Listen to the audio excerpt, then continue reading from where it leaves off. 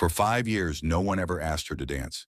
Tonight, the most feared man in England crossed a crowded ballroom, stopped in front of her, and said her name. The music faltered. Conversations died mid-sentence. Adeline Hartwell felt it before she saw him. The shift, the fear, the way society instinctively stepped aside.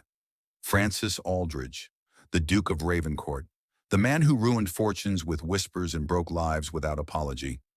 He wasn't supposed to see women like her. He certainly wasn't supposed to want her, yet his storm gray eyes locked onto hers like he had been searching all night, like she was the only reason he'd come. "Miss Hartwell," he said quietly. Her heart stuttered, because no one powerful ever said her name unless they meant harm. When he extended his hand and commanded her to dance, Adeline understood something terrifying. If she accepted, her quiet life would end. If she refused, she might never forgive herself. Thank you for sticking around with me, my wonderful story family. If you're already hooked in for today's story and ready to enjoy it, click subscribe and let me know in the comments where you're watching from, because tomorrow I will be giving you another story just as interesting as this one, and you don't want to miss it. Now let us begin. For 5 years, Adeline Hartwell had mastered the art of being unseen. She sat exactly where she always did, near the wall, half shadowed by a towering marble column, her back straight, her hands folded with quiet precision in her lap. The ballroom glittered around her in ruthless contrast, candlelight fractured against crystal chandeliers. Silk skirts whispered secrets across polished floors. Laughter rose and fell in practiced rhythms, sharp and bright, like knives tapping porcelain. Christmas at Lancaster House was meant to be magical. For Adeline, it was a yearly reminder of everything she was not chosen for. Across the room, couples gathered as the orchestra tuned their instruments. Mothers leaned close to daughters, murmuring strategy. Gentlemen adjusted cuffs and summoned courage. Dance cards fluttered like white flags of hope. Adeline had no card. She did not pretend otherwise. She watched instead, always watching. 5 years of watching had taught her how to school her face into calm indifference, how to keep longing tucked neatly behind her ribs where no one could see it bleed. "Miss Hartwell," a matron asked gently, pausing beside her, "would you care for refreshment?" Adeline smiled, a polite practice thing that cost her nothing now. "No, thank you. I'm quite comfortable." It was a lie she told so well she almost believed it. The music swelled. A waltz, intimate, daring. Couples stepped forward. The floor filled. The room breathed as one living creature, pulsing with expectation. And then, the air changed. It was subtle at first, a hush slipping between notes, a ripple of unease moving through the crowd like a sudden chill. Conversations faltered. Laughter died mid-breath. Adeline felt it before she understood it, that instinctive tightening at the base of her spine, the sense that something, or someone, had entered the room who bent the rules simply by existing. She lifted her gaze. The crowd was parting, not politely, not gracefully. People moved aside the way grass yields before fire. He walked through the ballroom dressed in black, tall, broad-shouldered, impeccably composed. His presence carried weight, the kind that pressed down on a room and demanded acknowledgement without asking for it. Francis Aldridge, the Duke of Ravencourt. Whispers followed him like shadows. The Shadow Duke, heartless, ruthless, unmarried by choice. Men feared him. Women whispered about him. Fortunes had risen and fallen at his quiet discretion. He did not belong at Christmas balls. He did not dance. He did not court. And yet, here he was. Adeline told herself to look away. Men like him did not notice women like her. But then his gaze swept the room, not lingering, not idle, searching. Her breath caught, not because she believed he was looking for her, but because when his eyes found hers, they stopped, locked, held. The moment stretched, one heartbeat, then another, long enough for panic to bloom sharp and sudden in her chest. No, it couldn't be. Adeline glanced behind her, certain she must be in the way of someone else. There was only the wall, the column, nowhere to escape. When she looked back, he was walking toward her. Each step was deliberate, unhurried, as though he had already decided the outcome, and the rest was merely formality. Adeline stood without thinking, her movements automatic, driven by years of discipline and decorum. Her pulse thundered so loudly she was sure others could hear it. He stopped an arm's length away. Up close, he was more imposing than rumor suggested. His features were sharp, carved with a precision that spoke of authority rather than warmth. His eyes, storm gray and unflinching, studied her with an intensity that felt uncomfortably like being undressed of every polite illusion. "Miss Hartwell," he said. Her name, spoken by him, felt dangerous. "Yes, Your Grace." Her voice was steady. She was proud of that, at least. "I would like to dance." It was not phrased as a request. The world tilted. Around them, the ballroom had gone deathly still. Somewhere behind her, a glass shattered. She did not turn to look. Every instinct screamed that this moment, this choice, was a precipice. Dance with him, and she would be seen. Refuse him, and she would be remembered for all the wrong reasons. 5 years of invisibility had kept her safe. One dance could destroy that safety forever. Her hand trembled as it lifted, just once, barely noticeable. Then she placed it in his. His grip was firm, warm, shockingly steady. Gasps rippled through the room as he led her onto the floor, his hands settling at her waist with a gentleness that made her breath hitch despite herself. "Everyone is staring," she murmured, unable to stop the words. "Let them," he replied calmly. The orchestra resumed, hesitant at first, then bold. He guided her into the waltz as though they had danced together all their lives. She followed, astonished by how naturally her body responded, how easily the world narrowed to the space between them. "You dance well," he observed. "The advantage of observation," she replied. "One learns much from the sidelines." Something flickered in his eyes, interest sharp and unmistakable. "Tell me, Miss Hartwell," he said quietly, "do you believe fate favors the bold or merely the desperate?" Before she could answer, the music ended. Applause broke out, too loud, too sudden. He escorted her back to her place against the wall, bowed over her hand, and instead of releasing it, leaned closer. "I will speak with you again tonight," he said softly, "on the terrace. 10 minutes. It was improper, scandalous, irrevocable. Yet Adeline nodded. As he walked away, whispers exploded around her. Her heart hammered against her ribs, dread and exhilaration tangled so tightly she could not separate them. For the first time in 5 years, she was no longer invisible, and she had no idea whether that would save her or ruin her forever. The terrace doors closed behind Adeline with a soft click that sounded far louder than it should have. The night air wrapped around her, sharp with winter cold and the faint scent of pine from the gardens below. She drew her shawl tighter, not entirely from the chill. Her heart was still racing, her thoughts colliding in frantic disarray. What had she agreed to? Below the terrace, lanterns glimmered faintly across frost-dusted hedges. Above her, the moon hung pale and watchful, as if even the heavens had paused to witness her foolishness. 5 minutes, then 7. Every second stretched. She thought of her father, once a baron of modest influence, now a man who counted debts with the same care he once counted invitations.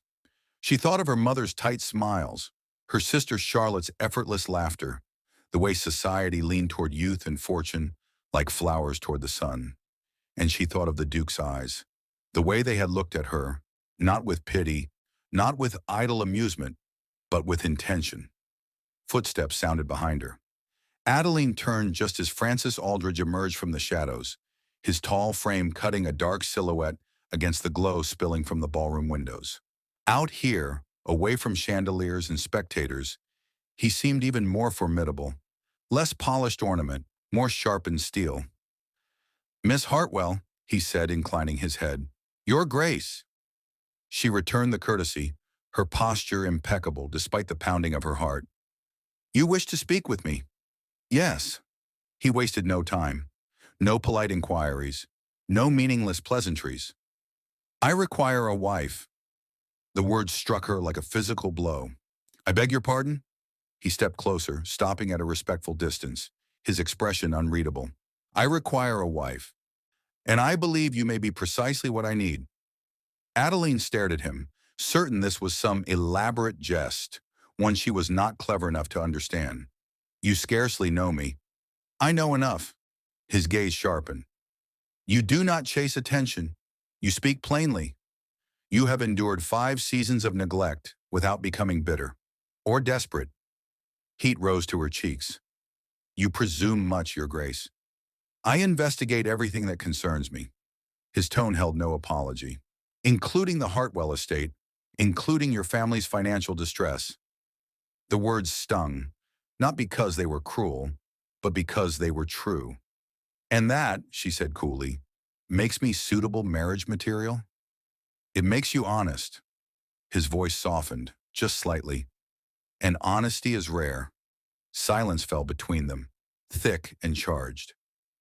My brother died 6 months ago, Francis continued, along with his wife. They left behind a daughter, Eleanor. She is 5. I'm sorry, Adeline said. The instinctive kindness rising before caution could stop it. The courts questioned my suitability as her guardian. His jaw tightened. They believe my reputation inconvenient. Understanding dawned slowly. You need a wife to present stability. Yes. And once the court is satisfied, you will have everything required of a duchess. Title, estate, security. His gaze held hers steadily. Your family's debts settled, independence assured. And affection? The words slipped out before she could stop it. A pause.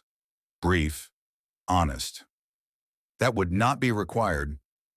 Adeline turned away, gripping the cold stone balustrade. Below, the garden stretched into shadow, beautiful, orderly, distant, much like the future he was offering.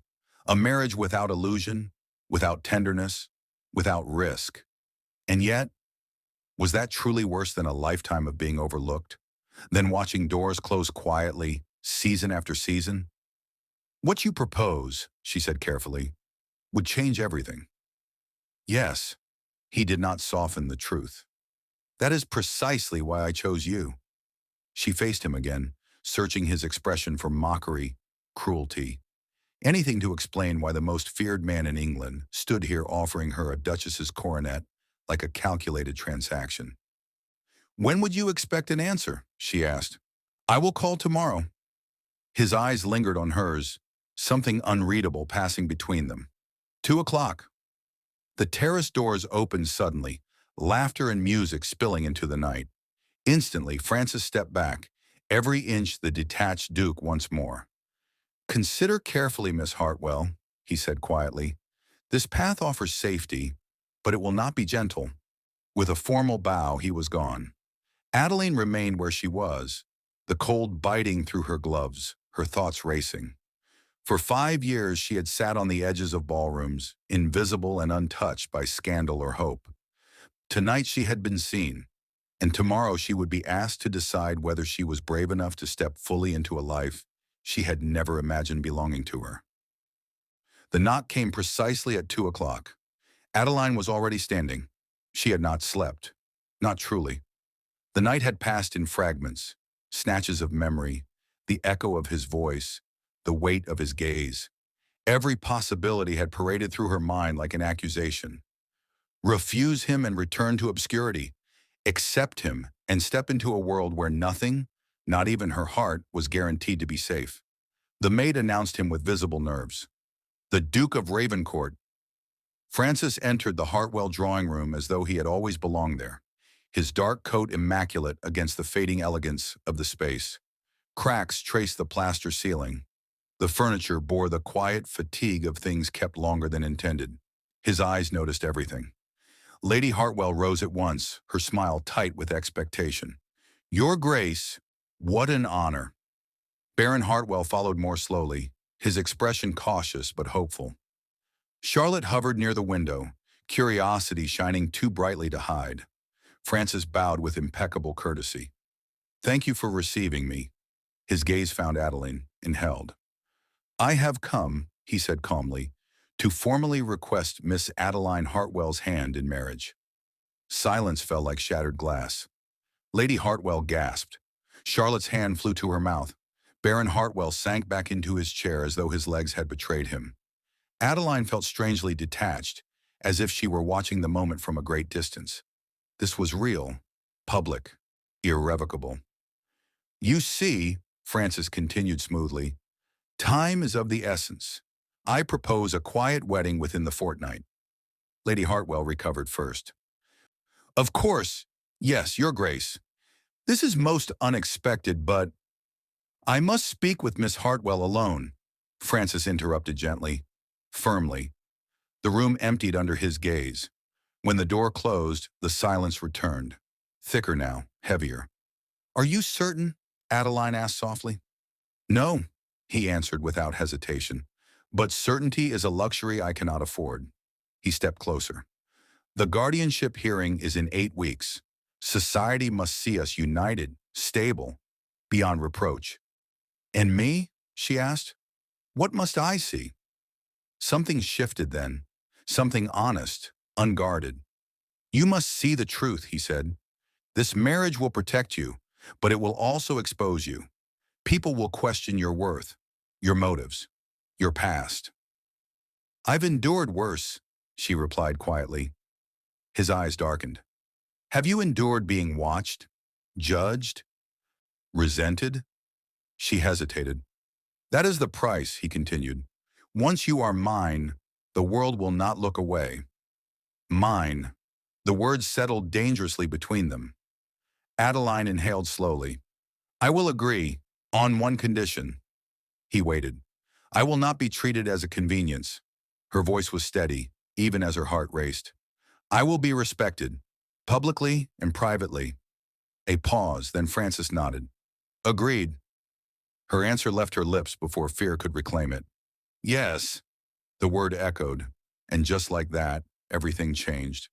By evening, the news had spread like wildfire. Whispers turned sharp. Invitations turned curious. Lady Cecilia Beaumont sent a note that dripped with disbelief masked as congratulations.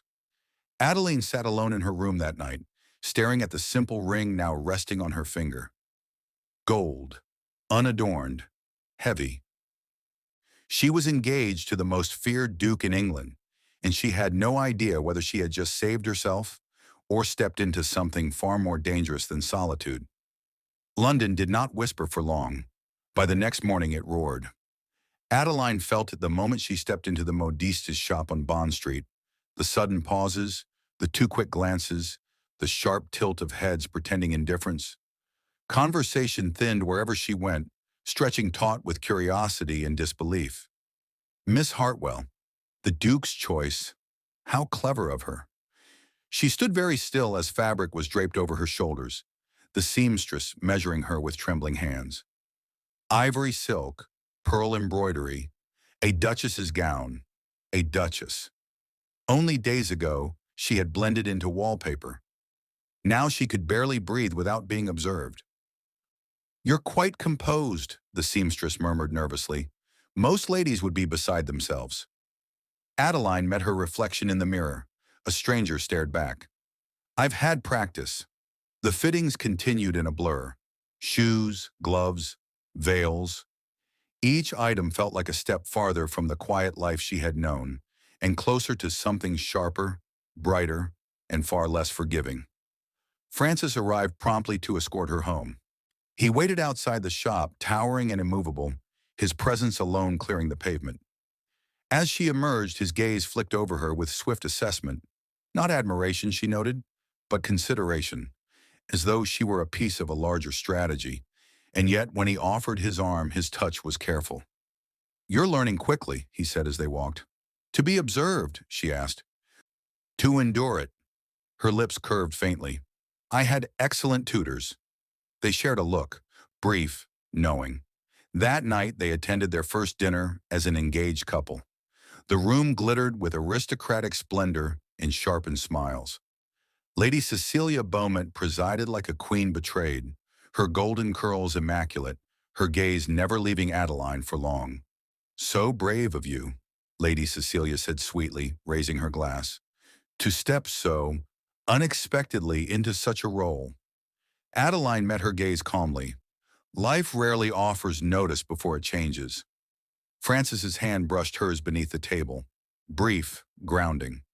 Later, as they stood alone near a window overlooking the frost-lit street, he spoke quietly. They will test you. I expected as much. They will search for weakness. His tone was steady. If they find it, they will exploit it. She glanced at him. And you? His eyes held hers. I will not allow it. Something settled between them then. Not trust, not affection, but a shared understanding. A fragile alliance forged under scrutiny. Yet even as tension rose, something else stirred beneath it. Moments when his gaze lingered too long.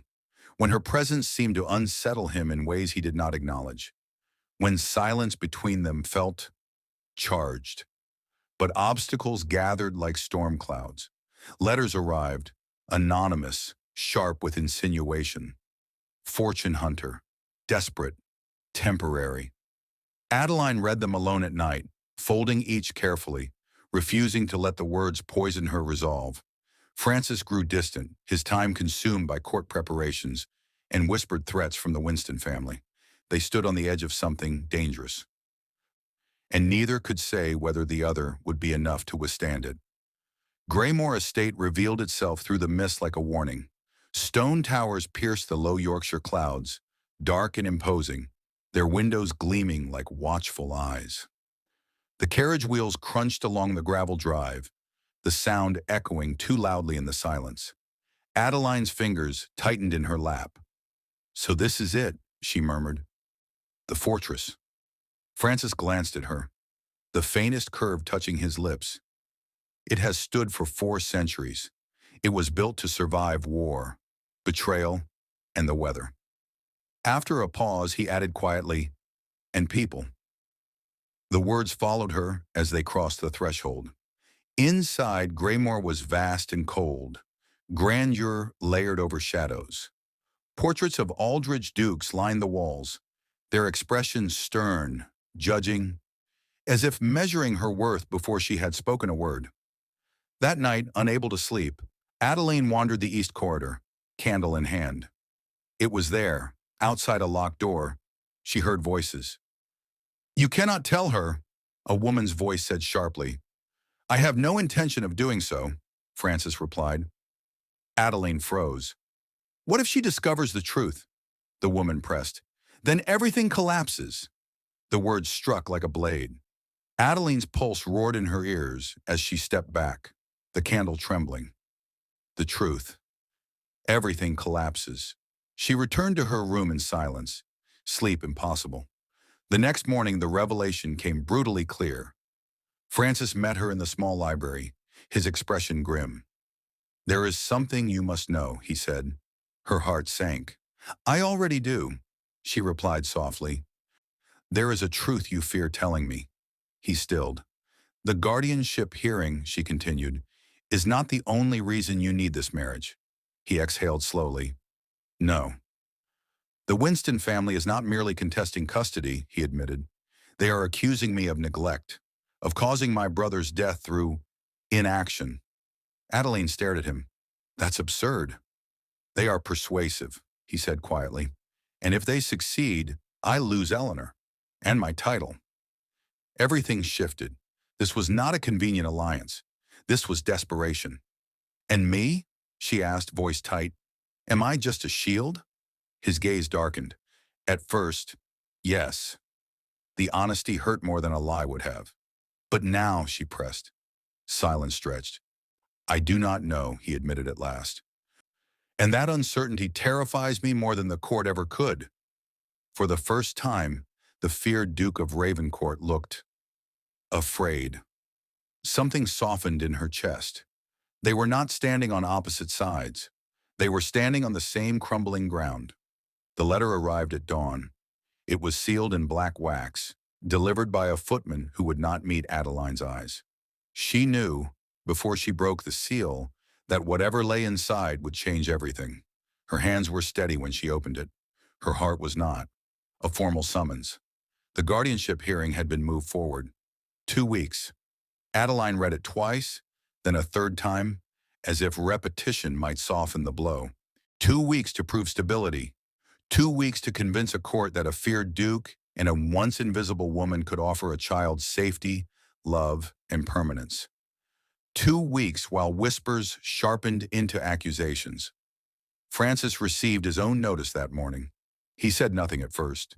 He simply stood by the window in his study, hands clasped behind his back, staring out at the moors as if measuring how far one might fall before breaking. "They've found witnesses," he said at last. "Former associates of my brother, men who will swear I ignored warnings about the boat, that I chose business over family." "That isn't true," Adeline said fiercely. "Truth is irrelevant when fear is useful," he replied. The distance between them grew that day, not from anger but from helplessness. Francis withdrew into strategy and silence. Meetings replaced meals. Letters replaced conversation. When they passed in the halls, their exchanges were brief, careful, painfully formal. Adeline felt the absence like a physical ache. She began to doubt herself. Had she mistaken his moments of vulnerability for something deeper? Had she imagined the flickers of warmth, the quiet protection, the way his gaze softened when he thought himself unobserved? One evening she overheard servants whispering. "She won't last," one murmured.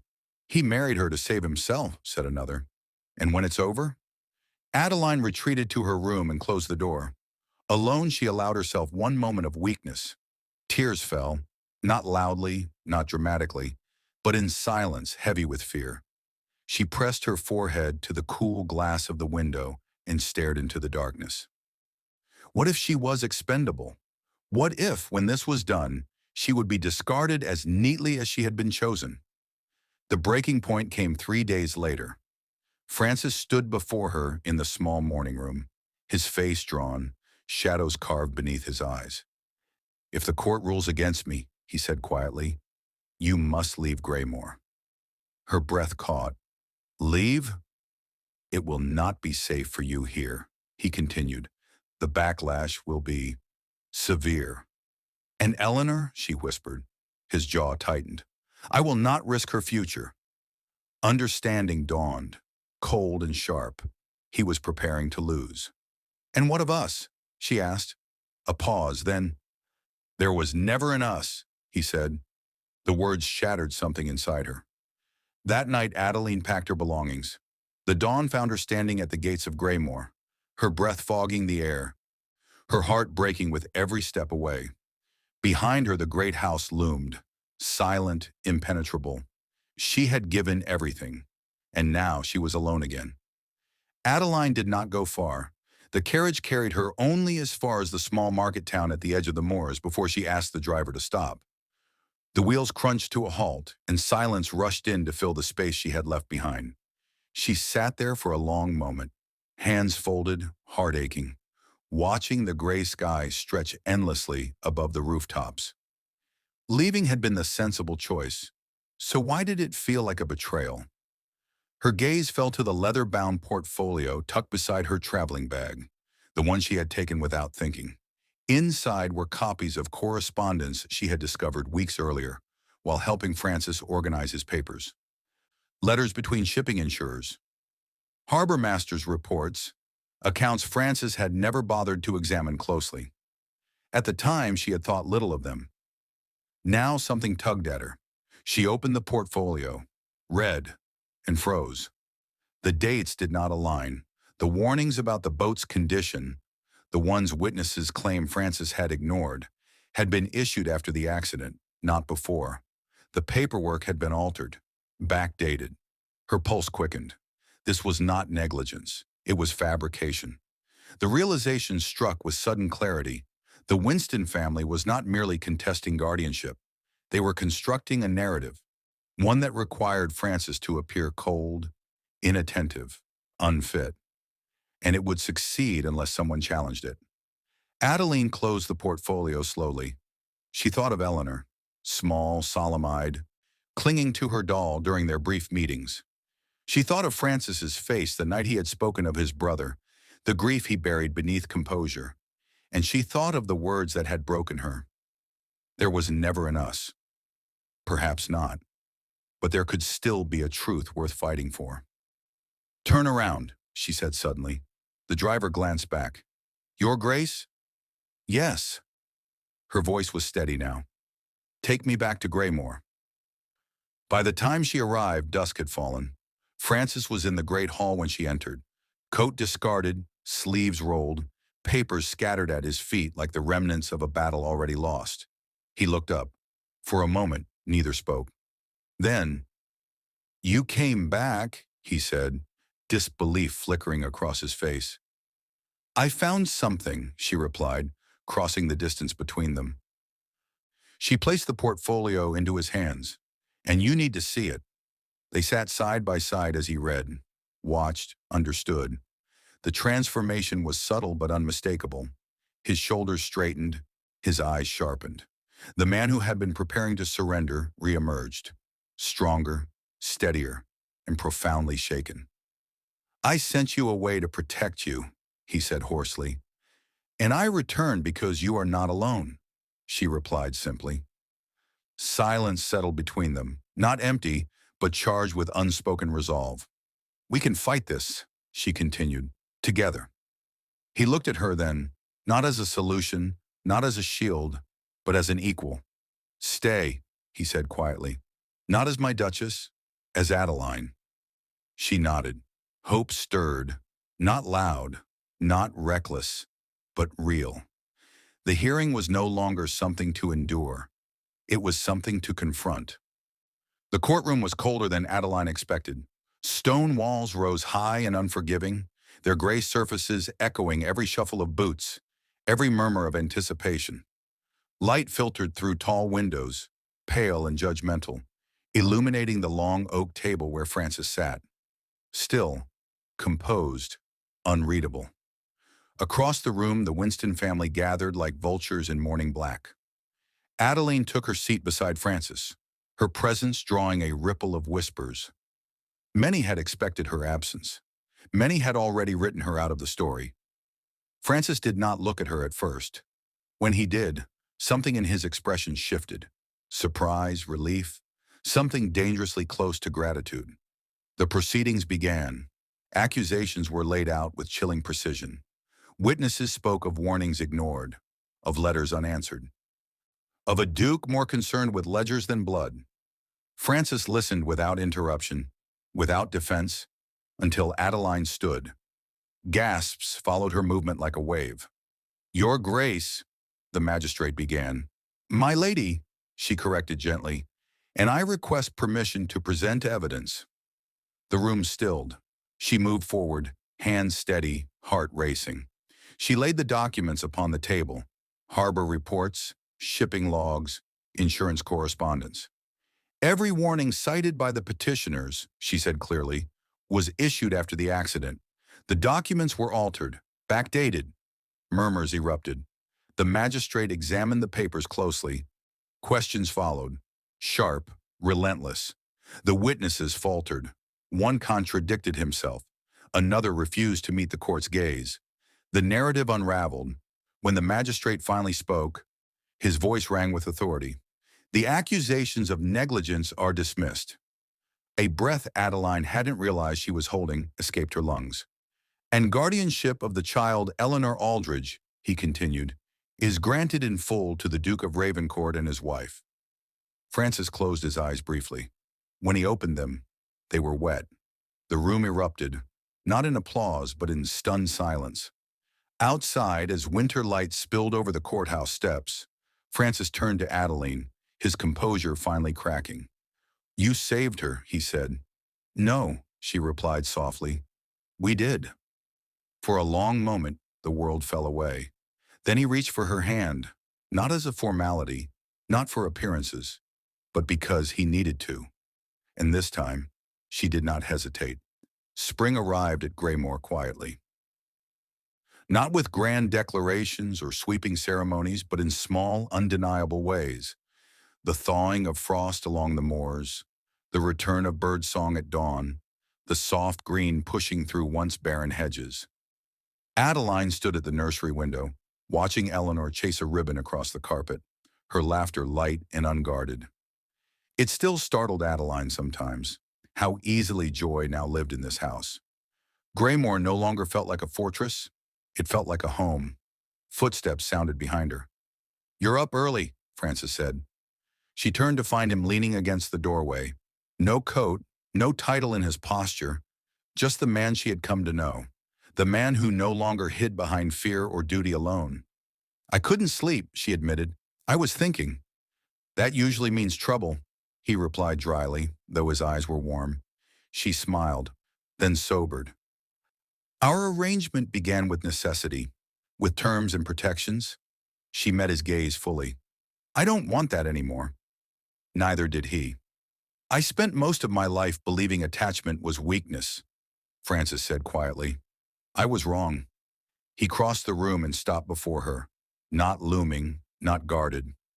"When I told you there was never an us," he continued, voice low, "I was afraid of wanting something I could lose." Her breath caught. "And now?" she asked. "Now," he said, taking her hands in his, "I choose you. Not because I need you, but because I want you." Silence held them for a heartbeat. Then she leaned into him. It was not a dramatic kiss. No audience, no orchestra. Just two people who had fought their way through fear and found each other standing on the other side. That evening, as the household gathered for supper, laughter filled the long table. Eleanor sat proudly between them, chattering about ribbons and ponies and how Aunt Adeline read the best stories. Later, alone again, Adeline stood once more in the grand ballroom where it had all begun. Only now she was not against the wall. Francis joined her, offering his hand. "Care to dance, Duchess?" She smiled, the kind of smile that reached her eyes. "Yes, always." As they moved together beneath the chandeliers, Adeline understood something profound. She had not been chosen because she was invisible. She had been chosen because she was strong enough to be seen. And this time, she would never sit alone again. So tell me, when life finally offers you a place in the light, will you step forward or keep waiting in the shadows? If this story moved you, share your thoughts below. Would you have trusted love that began as a bargain? And don't forget to like, subscribe, and stay with us for more tales of courage, romance, and second chances. Thank you very much for your supports. Your likes, your comments, and subscriptions keeps me moving.